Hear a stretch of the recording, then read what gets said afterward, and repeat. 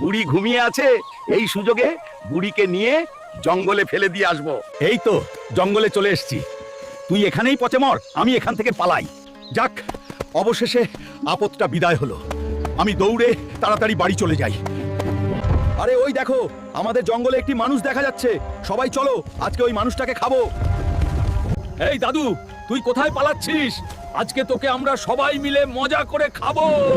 Please তোমরা আমাকে খেও না, আমাকে ছেড়ে দাও, আমাকে বাড়ি যেতে দাও। তোর কোনো কথাই শোনা হবে না, আমাকে ছেড়ে দাও। তুই এখানেই বাধা থাক, আমরা তোকে পুড়িয়ে খাওয়ার জন্য আগুন নিয়ে আসি। হায় আল্লাহ রে, বউকে মারতে এসে আমি নিজেই মরে যাচ্ছি রে। বউ, তুমি আমাকে ক্ষমা করে দিও। হায় আল্লাহ, আমি এটা কোথায় চলে আসলাম? আমি জঙ্গলে কেন? আমি তো বাড়িতে শুয়েছিলাম। কিছুই বুঝতে পারছি না, আমি জঙ্গলে এলাম কি করে? আরে আমার বুড়োকে ওখানে কারা বেঁধে রেখেছে।